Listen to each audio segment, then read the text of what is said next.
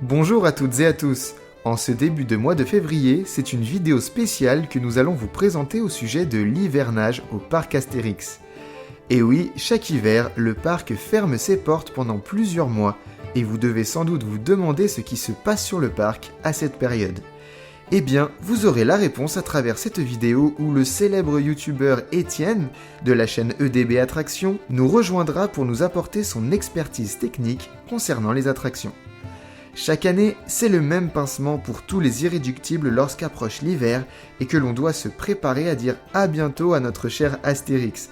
Car nous le savons, le parc va fermer ses portes plusieurs mois et il faudra attendre le printemps pour savourer de nouveau des journées sur le parc. Mais alors, que se passe-t-il durant cette fermeture ? Reste-t-il des employés sur place ? Si oui, que font-ils ? Les attractions continuent-elles de fonctionner ou sont-elles plongées dans un profond sommeil ? Tout d'abord, sachez que le parc n'est pas complètement vide durant cette période. En effet, le parc Astérix est une entreprise qui doit fonctionner en permanence grâce à des CDI.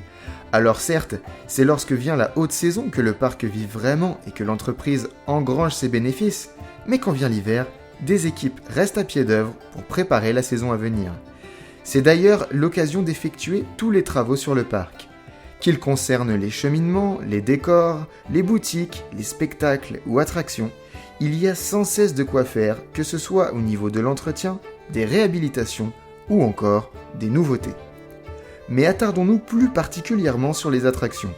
Que deviennent-elles pendant l'hiver ? Eh bien, ce que l'on peut dire, c'est que c'est la période de l'année où elles vont être bichonnées pour être prêtes pour la saison à venir. Les équipes de maintenance sont donc à pied d'œuvre pour réaliser ces tâches.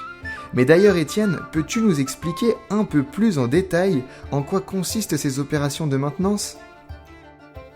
Alors c'est très simple, comme vous le savez déjà, chaque attraction, que ce soit un coaster ou non, est testée chaque matin pour attester de son bon fonctionnement. Mais il existe un calendrier de maintenance qui dicte les entretiens à faire, que ce soit sur une année ou même sur plusieurs années. C'est un peu comme une voiture si vous voulez, avec des entretiens et des remplacements de pièces qui vont se faire à des dates données, évidemment si ces dernières, donc les pièces, ne sont pas usées prématurément et il faut les changer dans ce cas-là plus tôt. Donc les maintenances les plus lourdes, les plus conséquentes vont s'effectuer durant l'hivernage et c'est pourquoi les équipes de maintenance ont énormément de travail durant cette période. Pour ces maintenances un peu plus lourdes, il va falloir démonter intégralement une attraction. Prenons un exemple, je sais pas moi, les chaises volantes, et toutes les X années, selon ce qui est dicté dans le calendrier, vous allez devoir la démonter entièrement pièce par pièce, déjà pour changer les éléments qui sont très peu accessibles d'ordinaire, mais également pouvoir vérifier que tout est bien, tout est en bon état. À ce moment-là, ils vont changer, imaginons le moteur, une pièce mécanique ou autre. Ça peut être, imaginons, tous les 2 ans sur les chaises volantes, tous les 5 ans sur la petite tempête. C'est vraiment selon ce qui est dicté d'une part par le constructeur et par le parc ensuite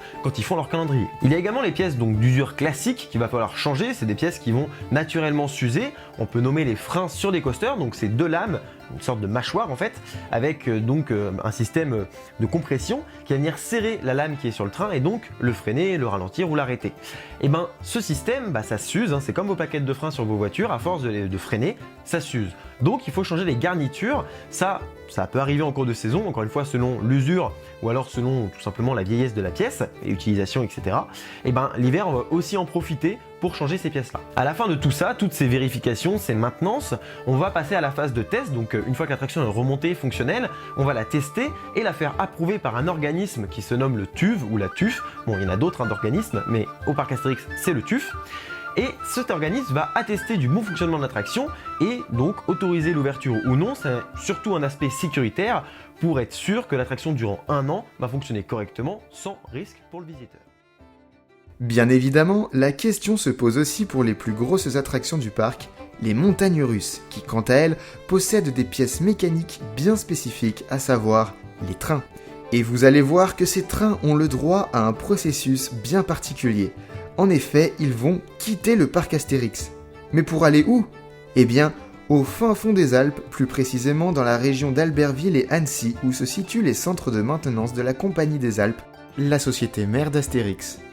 Alpes, Compagnie des Alpes, vous faites le rapprochement maintenant ? Là-bas, ils resteront entre 8 et 10 semaines pour subir un check-up complet. Mais alors Étienne, peux-tu nous décrire plus précisément les différentes étapes de ce processus si particulier ? La première étape est un démontage des trains, tout simplement, pièce par pièce, boulon par boulon. À la fin, le train est en morceaux, c'est une espèce de gros Lego. La deuxième étape consiste en un contrôle du train, avec donc chaque élément qui va être scruté, qui va être vérifié, donc leur état, leur usure, etc. Pour ensuite passer à l'étape 3, qui va être donc un remplacement des pièces qui auront été usées, un nettoyage de chaque élément. On va pouvoir enlever la graisse sur les éléments mécaniques qui bougent pour en remettre une nouvelle et être sûr que du coup l'élément sera bien graissé et que le mouvement mécanique se fera bien. Et donc on va avoir un train qui finalement sera toujours maintenu quasiment pas à neuf mais presque, avec régulièrement des nouvelles pièces qui vont être remises dessus. L'étape suivante, c'est un remontage, donc tout simplement l'inverse de ce qu'on a fait au tout début. C'est encore une fois notre histoire de Lego. Les étapes suivantes sont le transport des trains déjà montés jusqu'au parc, donc la livraison. Et ensuite, on va pouvoir donc mettre ces trains sur l'attraction. Et pour finir, il va falloir effectuer des tests en charge, c'est-à-dire avec des mannequins remplis d'eau pour simuler le poids des visiteurs et donc attester que l'attraction fonctionne bien. Là, il y a tous les prestataires, il y a plein de gens qui vont vérifier que tout fonctionne correctement pour ensuite être validé encore une fois par la TÜV qui va donc attester que l'attraction est fonctionnelle et surtout qu'elle est sécuritaire. À présent, vous connaissez tout à propos de l'entretien des trains lors de l'hivernage par le parc. Merci Étienne pour toutes ces précisions.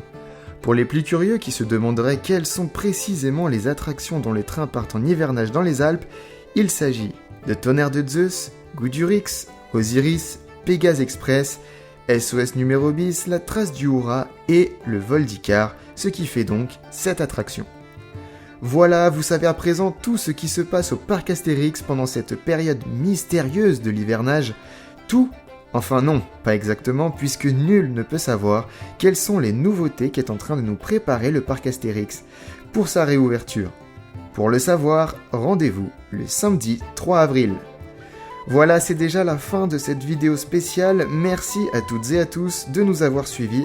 Merci également à Étienne pour sa contribution à cette vidéo. N'oubliez pas de vous abonner si ce n'est déjà fait et nous vous donnons rendez-vous très prochainement pour une nouvelle édition d'Actualitix, le journal du parc Astérix. Portez-vous bien et à très vite pour de nouvelles aventures gauloises.